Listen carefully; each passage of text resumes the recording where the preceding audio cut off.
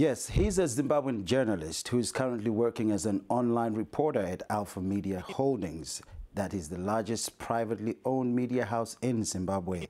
His duties include writing stories for online, optimizing the web and multimedia content for 4 websites, including newsday.co, Southern Eye, The Independent, The Standard of Zimbabwe. Tapiwa also holds almost 8 years' experience in the field of journalism, and in the past he has worked with Zim Europe Partnership, which is now called ZPAD, as a media and advocacy officer. Tapiwa joins us via telephone from his office in Harare in Zimbabwe. Tapiwa, welcome to Sahara TV. Thank you. How are you? Thank you very much. It's been very difficult to get a hold of you, but finally we did. We'll hopefully gonna get you over Skype, but you couldn't do that. But anyway, we'll use the telephone. So how's everything so far? I know that recently, as far back as 2 weeks, you were attacked by the police for doing your job, and you were beaten up. You were also locked up and detained for several hours, but there were no charges laid down against you. Can you explain to us what exactly transpired and why this happened? Okay. Just briefly, whilst I was attacked by the police, whilst I was doing my work recording video in town, and I was detained for over 4 hours, and I was only released after the intervention of lawyers without a charge, of course. But right now, a week later, I'm still recovering from the wounds that were inflicted on me. But I'm just glad that this has strengthened my resolve to write more. Didn't hurt my spirit in any way. Though, of course, I'm worried, yes, about the rise in the incidents on attacks of journalists, because also last week another journalist was attacked while doing his work by police. Okay, so anyway, what were you trying to cover, and why do you think the police responded in the way they did? Okay, I was covering the assault of police. Police were assaulting touts in the CBD and ordinary bystanders. So I was recording a video of this incident, and that is when I was attacked, and the police did not want me to record those incidents. Okay. Anyway, so you've shown us pictures of, obviously we're going to share with our viewers pictures of your injuries, and I see welts on your back. They were using what, button sticks? Hello, sorry. I said, how did they beat you? Did they use button sticks, or they were using either boots and fists? How was the assault conducted? Okay, I was first assaulted whilst I was recording the video. They assaulted me all over the board using button sticks, open palms, feet, and boots. And when I fell to the ground, they continued beating me up. Then they picked me up. I was semi-conscious now, and they drove me into the truck, and they laid me down, and they continued to beat me up, I think, for, I don't know, but for more than 2 minutes or 3 minutes. And then they also went with me around the city center once they were collecting other towels, and they continued beating me up right through until we got to the police station. Okay. And any attempt by me to just seek clarification and probably talk to their boss was met with even more beatings. Okay. I believe also they deleted the footage that you had recorded on your camera. Yeah, because they seized my tablet, and when we got to the station, before they could release me, they deleted the recordings that I had captured in my tablet. Okay. Now, have you, you say that you involved lawyers. What have your lawyers said about this attack? Sorry, can you come again? I'm saying, what are your lawyers saying about this attack? You engaged some lawyers to help you out in this case. What are they saying? Yeah, I've engaged the human rights lawyers. They've been very helpful to me, and I've been talking to them around the issue of litigation against the police, but this is something that I'm still discussing with them, and it is my hope that this comes to fruition. Okay. Anyway, we hope that you have a speedy recovery, and obviously we hope that you find justice when the case proceeds to the courts. But anyway, we're going to try and track back. We know that the First Lady, Grace Mugabe, has been awarded a degree that caused a lot of controversy, and this is a doctorate in philosophy, together with the Vice President Joyce Mujuru, and obviously the President of Zimbabwe, President Mugabe, was the Chancellor of the University of Zimbabwe, who bestowed this honor on his own wife, and everybody said that she did not qualify for this doctorate degree, and that she only registered for it like 2 weeks before she received it, 2 months before she received it, I think. So now, can you explain to us how this has been unfolding in the public eye? Because after that, we see that Grace Mugabe has been on a campaign trail, also eyeing for the big post in the high office. So can you tell us briefly in your own words what has been going on there? Because you're one of those reporters that have covered the events where she gave very many speeches, and people have been talking about that. Okay. The Grace Mugabe issue has been a very contentious issue in the past month, probably coming from the fact that the PhD has been very controversial. Academics have actually criticized the whole process, which they say was a rushed process to award the PhD, probably for her to match Joyce Mujuru, the Vice President, in terms of qualifications. Right. And yes, and the campaigns that she has been carrying out, for me, there's been more of her trying to get to be known by the people, since she's supposed to take a higher post in ZANU-PF. But there's been more to that, because she clearly belongs to the faction that is opposed to the Vice President Joyce Mujuru, and she has gone on to attack Vice President Mujuru's allies in the person of Vice President Joyce Mujuru, which is clear that she has been used as an agenda by another faction to probably sway the support of the people from one faction to the another. But what I have observed, though, is that because she's rather inexperienced in terms of her political acumen, she has more. She has been disliked more than she would have wanted, and the Vice President Joyce Mujuru has got more sympathy at the end of the day, because she has been going on attacking people and insulting the people that she should address it. Okay, so yeah. Basically, it looks like this has been a personal campaign to elevate her for an office, because I know that Oparushesha, who has been on the helm of the Women's League in ZANU-PF, had offered to step down during the Congress in December and then let her take over. So this was initially what was perceived as a thank you tour when she took the tour around the nation, thanking the people, but she used the podium and the microphone to then also make personal attacks to the person of the Vice President Joyce Mujuru, and also made accusations that she's been involved in corruption and things like that. I see that today in the Herald, it reported that Vice President Mujuru was involved in a scandal. Now everybody knows that the Herald is a ZANU-PF mouthpiece. So is that believable? How are people responding to this? Because I know that in the fourth session of Parliament, was it, the MDC, which is the opposition, actually cheered for President Vice Mujuru and jeered against Grace Mugabe as she approached there. So what has been going on in terms of those accusations? Okay.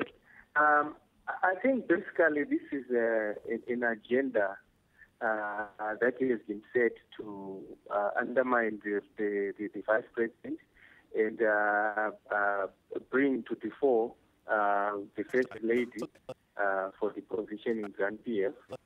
And this, as you can see, the allegations that are being made against Joyce Mujuru are just convenient allegations at a time when the upper echelons of the party would want you out. In reference to probably yesterday, what the President said regarding saying people should stop this factionalism thing, it was very sincere because this afternoon, when he addressed the Politburo, people who had gathered at the headquarters for the Politburo meeting, he was clear that he wanted the Vice President out, and he did not do anything to address the personal attacks on the Vice President, which signals the fact that he is in support of whatever that Grace Mugabe is doing, and he has, in a way, justified Grace Mugabe's rise to the political front, saying there's nothing unusual about that. So, in a way, this is the blessings of President Mugabe. Okay, so now I think so. This is kind of like a way to protect their personal interests, obviously. Yes, in more ways than one. This is a way that is aimed at protecting the personal interests of the president and his family and all those people, top people in ZANU-PF. Because Joyce Mujuru has been seen as a liberal, someone who has been open to interacting with political rivals or probably the West, and she is seen as a threat in that way. Okay. Now, I've seen that there's been a strategy on how they've been operating, like in terms of how the First Lady invited members of the church, of faith leaders, over to a Mazoe home.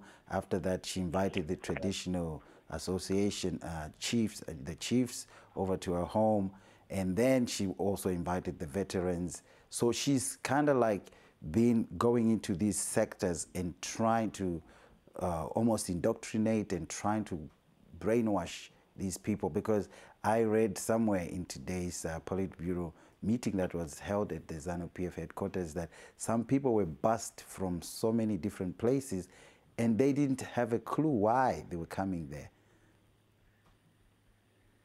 Yes, certainly. I can also confirm that because in one of the meetings in Mazoe, some of the people actually were not aware of what they were coming for. Obviously, because this is a process of just cajoling people to make it seem as if they are all behind the First Lady. And this is the reason why this has been so much publicized on state media, because it is just an attempt to make it look like the First Lady is really liked by every stakeholder of the society. Okay, so are the people at all complaining? Because I know somebody by the name of Itai Zamara, who's also a journalist there in Zimbabwe, had staged what he called Occupy Africa Unity Square, and in the past week he's been there, but I'm not too sure because we haven't received any footage showing a gathering there, because there's also been police presence after he made that announcement. But how have the people of Zimbabwe been responding to this? Are they naturally quiet like that, what they're always? Okay. There has been some discourse on social media mostly around the issue. And although there have been a few people who have attended, I'm not sure of the exact figures, but I'm told that more than a dozen people have been attending from day to day the Occupy Africa Unity campaign. But I think personally, in a way, it's also one of the ways of putting pressure to the government, even though it might seem as if it is a small effort which might not achieve anything, given the fact that government hasn't really reacted brutally to it, except on the day of opening of parliament when they beat the protesters up to clear the parliament area. So I think in a way it can be underestimated, but for me it's also one of the ways that the pressure can be put, because apparently right now most of the focus of our government is on succession politics and not necessarily on bettering our lives. So there is need for them to be reminded in whatever way that they have a mandate to look after the people of Zimbabwe and ensure the economic recovery. Okay. Now, what has the opposition been saying? Because suddenly the focus has been on, obviously, Grace Mugabe has been dominating the news space. What has the opposition been saying about all this? Okay. The opposition has been probably disappointingly not very vocal in this issue, because maybe because the main opposition MPCT is also locked up in its own Congress issues, which it is attending to. And although most of the voices that have come from the opposition have been in support of Joyce Mujuru against the attacks that she has been receiving from the First Lady and the allies of that faction. But I certainly think that much more needs to be done, both by the opposition and the civic society, to remind the government of its mandate and role, because right now the economy is going down, whilst most of the focus is on succession politics. Okay, so naturally, Zimbabwe is still going through its difficult processes. I mean, I've been hearing of 72 hours without power, 30-something hours without running water. I mean, it's been going on for a long time. And has this situation worsened, or what's happening there? The situation is literally worsening with each day. Because the latest statistics that I have for August show that over 4,000 people were retrenched from January to August this year. Companies continue to close down or downsize or fail to pay workers. Service delivery is going down in terms of provision of electricity and water. Mali itself, there's a serious liquidity crunch, and some banks are even failing to have cash. So basically, the economy is going down, even from the eyes of the ordinary person in the street. Everyone is trying to sell something, and it appears the government is also do not also have any clue, because they continue not to do anything about it. And apparently the doctors, junior doctors are on strike right now. And it's the fourth day of their strike right now. So obviously the situation keeps deteriorating. But anyway, thank you very much for joining us, Tapiwa. That was all for now, but we'll obviously call you back to give us an update of how things will unfold from now on until December, when the Congress in ZANU-PF meets, and I would like to find out what the decisions are. But in the meantime, please, we'll stay tuned, and thank you very much for joining us. Okay, thank you so much for the discussion. Okay. We certainly hope that for the best until December. Okay, thank you. So that was Tapiwa Zivira, who's a Zimbabwean journalist and who's also a senior reporter with the Alpha Media Holdings. He reports for the Newsday, the Southern Eye, the Independent, and also the Standard. He's reporting directly from Harare in Zimbabwe. This is Fungai Mabureke, Sahara TV.